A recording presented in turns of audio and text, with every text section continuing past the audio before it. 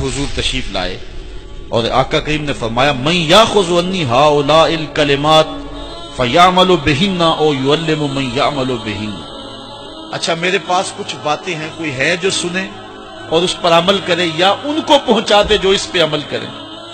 حضرت ابو ہریرہ کہتے ہیں قلت انا یا رسول اللہ صلی اللہ علیہ وسلم، حضور میں جو حاضر ہوں۔ تو آقا کریم نے فاخذ بیدی، حضور نے میرا ہاتھ پکڑ لیا، فعد خمسا، اور 5 چیزیں گنوائیں، فقال، فرمایا اتق المحارم تکن عابد الناس، اللہ کی حرام کردہ چیزوں سے بچ جا، لوگوں میں سب سے زیادہ عبادت گزار تو ہوگا۔ ایک بندہ 100 نفل بھی پڑھتا ہے اور نظر بھی بھٹکتی رہتی، خیال بھی بہکتے رہتے، نہیں، نیکی کرنے سے زیادہ ہم گناہ سے بچنا۔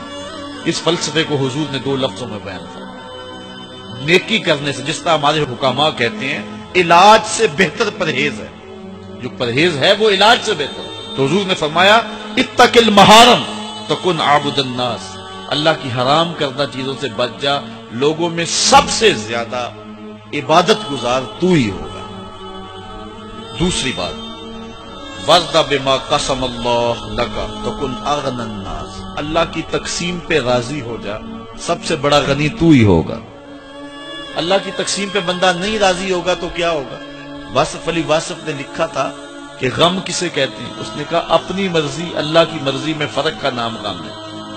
اللہ کہتا ہے میں بارش ڈالوں، بندہ کہتا ہے نہ آئے، ہوگا کیا؟ جو اللہ چاہے گا۔ پھر بارش آ گئی تو بندہ دکھی ہو گیا کہ نہ ہو گیا، تو جے کہے بندہ کہ مالک جے تو میرے دکھ بچ راضی تو میں سکھ نو چلے ڈاواں، تو اس بارش میں مزہ لے گا کہ نہیں لے گا؟ میاں صاحب فرماتے ہیں دکھ ہمیشہ تے سکھ کتائیں تے دکھاں تو سکھ وارے، دکھ قبول محمد بخشا راضی رہن پیارے۔ تو غم کیا ہے؟ اپنی مرضی اور اللہ کی مرضی میں فرق کا نام، اور جب اپنی مرضی کو اللہ کی مرضی میں فنا کر دیا جائے تو پھر غم نہیں رہتا۔ اسی لیے جو اللہ والے ہوتے ہیں لا خوف علیہم ولا ہم یحزنون، انہیں کوئی ٹینشن ہوتی نہیں ہے۔ ٹینشن تو ہو کہ مزاج کے خلاف بات ہو، تو جو رب چاہتا ہے یہ اس پہ راضی ہوتے ہیں، پھر جو ہوتا ہے یہ کہتے ہیں تیری تقدیر پہ ہم راضی ہیں۔ تو فرمایا حضور نے کہ اللہ کی تقسیم پہ راضی ہو جا تو کن اغنى الناس، لوگوں میں سب سے بڑا غنی تو ہی ہوگا۔ فقالا، پھر تیسری بات حضور نے فرمائی وَأَحْسِنْ إِلَىٰ جَارِكَ تَكُنْ مُؤْمِنًا، اپنے ہمسائے کے ساتھ اچھا سلوک کر، مومن ہوگا۔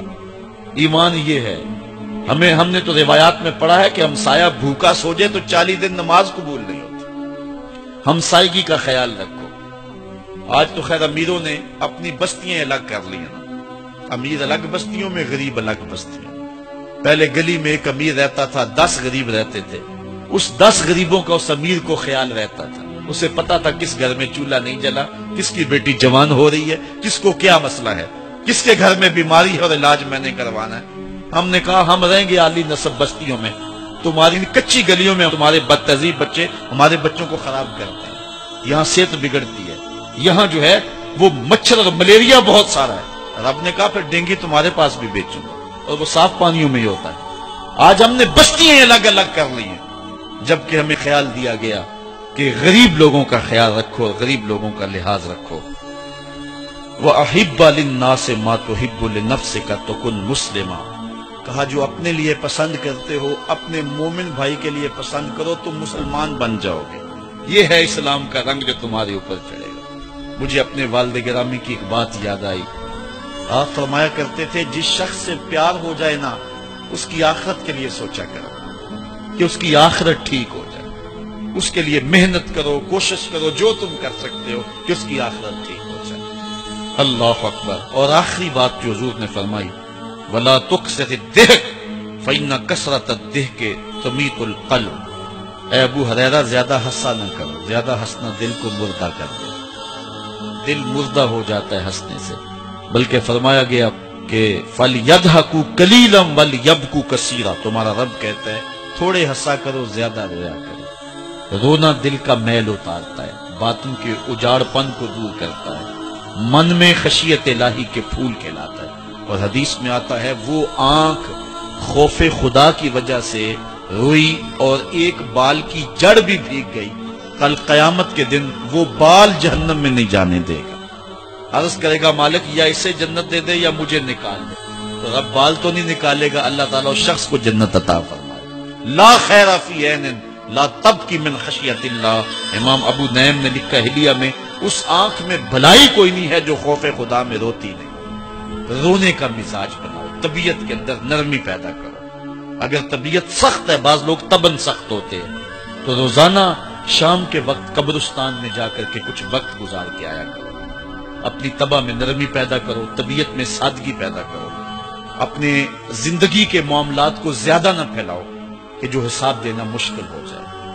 ہاں، ہر بندہ چاہتا تو یہ ہے کہ میری زندگی آسودہ ہو، آسودہ ضرور بناؤ زندگی کو، لیکن خیال رکھو کہ اس دنیا کی زندگی کی آسودگی سے آخرت کی آسودگی جو ہے وہ زیادہ عزیز ہے۔ یہ 4 دن کی زندگی ختم ہو جانی، تھوڑی ہے، بالکل سانسوں کی گنتی ہے اور ختم ہو جانے والی ہے، اور وہ زندگی نہ ختم ہونے والی۔ اس لیے خندق کھودتے صحابہ پر جب حضور کو پیار آیا تو دعا کیا دی، اے اللہ میرے انصار کو بھی بخش دے، میرے مہاجروں کو بھی بخش دے، کیونکہ زندگی تو آخرت کی زندگی ہے، ان کی آخرت کی زندگی کے لیے خاص طور پہ دعا مانگو۔ اس لیے اپنی آخرت کی زندگی کے بارے ترجیحاً ہم سوچیں اور اپنی زندگی کو بہتری کی طرف لے جائیں۔ 5 گانا نماز شعار زندگی بنا لے۔ زندگی جاتی ہے تو جائے، لیکن نماز نہ جانے پائے۔ حضور نے فرمایا، اللہ اس شخص کے چہرے کو تر و تازہ رکھے جس نے میرے سے کوئی حدیث سنی، پھر جیسے سنی اس کو ویسے آگے پہنچا دیا۔